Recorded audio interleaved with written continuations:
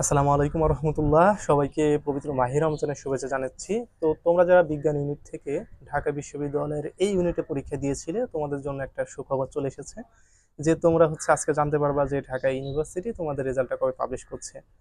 আর তোমরা এটাও জানো তোমরা সর্বশেষ ব্যাচ যারা ঢাকা ইউনিভার্সিটিতে সর্বশেষে পরীক্ষা দিয়েছে।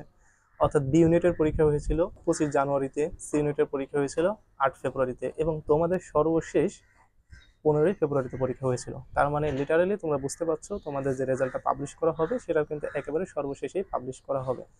সো অলরেডি কিন্তু বি ইউনিট রেজাল্ট পাবলিশ করে দিয়েছে। সি ইউনিটটা কবে করবে সেটা আপাতত জানিয়েছে যে আগামী সপ্তাহের পরের সপ্তাহে, অর্থাৎ 20 তারিখ বা 22 তারিখের দিকে রেজাল্টটা পাবলিশ হবে।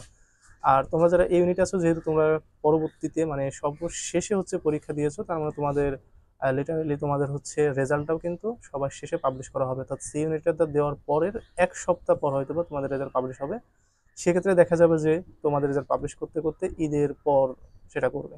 আর এখন আমরা দেখবো যে ঢাকা বিশ্ববিদ্যালয়ের যে তোমাদের বিজ্ঞান ইউনিটের যে ডিন আছে, সে তোমাদের ইউনিট সম্পর্কে ডেইলি ক্যাম্পাসকে কি তথ্য দিয়েছে। সো এখানে দেখতে পাচ্ছ যে ঢাকা বিশ্ববিদ্যালয় বিজ্ঞান ইউনিট ফল প্রকাশ কবে জানা গেল। এটা বলেছে 9ই মার্চ 2025 রাত 9টা 56 মিনিটে। সো এইখানে বলেছে যে ঢাকা বিশ্ববিদ্যালয় 2025-26 শিক্ষাবর্ষে আন্ডার গ্রাজুয়েট প্রোগ্রামের বিজ্ঞান ইউনিটের ভর্তি পরীক্ষার ফলাফল তৈরির কাজ চলছে। ফলাফল তৈরির সব ধরনের কাজ শেষ হলে এই ইউনিটের ভর্তি পরীক্ষার ফল প্রকাশ করা হবে বলে জানিয়েছেন বিজ্ঞান ইউনিটের প্রধান সমন্বয়কারী ও বিজ্ঞান অনুষদের ডিন অধ্যাপক ডাক্তার আব্দুস সালাম। তিনি রবিবার 9 মার্চ রাতে ডেইলি ক্যাম্পাসকে বলেন, ফলাফল তৈরির কাজ চলছে। শিক্ষার্থীদের কোয়ালিটি রেজাল্ট যেভাবে দেওয়া দরকার সেভাবে কাজ করা হচ্ছে। ফলাফল তৈরির কাজ শেষ হলে ফল প্রকাশ করা হবে। এবং তিনি আরও বলেছেন যে ঢাবির ভর্তি কার্যক্রম শুরুর সময় আমরা একটি টার্গেট করি, যেখানে আমাদেরকে প্ল্যান বা লাইন অফ অ্যাকশন থাকে। সেই প্ল্যানে ভর্তি কার্যক্রমে সবকিছু শিডিউল করা থাকে, যেখানে যেমন ভর্তি পরীক্ষা নেওয়া, ফল প্রকাশ করা এবং ক্লাস শুরুর তারিখ ইত্যাদি। ওটাকে টার্গেট করে মূলত আমরা এগিয়ে যাই। গত 15 ফেব্রুয়ারি ঢাকা সহ বিভিন্ন শহরে 8টি কেন্দ্রে একযোগে এই পরীক্ষা অনুষ্ঠিত হয়। সাধারণত ঢাবি ভর্তি পরীক্ষার 1 মাসের মধ্যে ফলাফল প্রকাশ করা হয়। যদিও এবার কলা, আইন ও সামাজিক বিজ্ঞান ইউনিটের আন্ডার গ্রাজুয়েট প্রোগ্রামের ভর্তি পরীক্ষার ফলাফল প্রকাশে 1 মাসেরও বেশি সময় লেগেছে। তার মানে যেহেতু তোমার কলা বা তোমার বি ইউনিটে 1 মাসের সময় বেশি লেগেছে, সি ইউনিটেও লাগছে, ঠিক তেমনি তোমাদের এই ইউনিটেও লাগবে, স্বাভাবিক।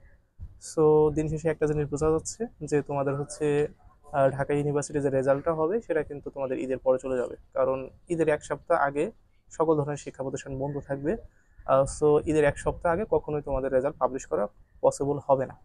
সো অবশ্যই অবশ্যই তোমাদের এটা ঈদের পরে চলে যাবে। ঈদের পরে তোমরা এই সুখবর অথবা দুঃসংবাদ এটা শুনতে পারবা।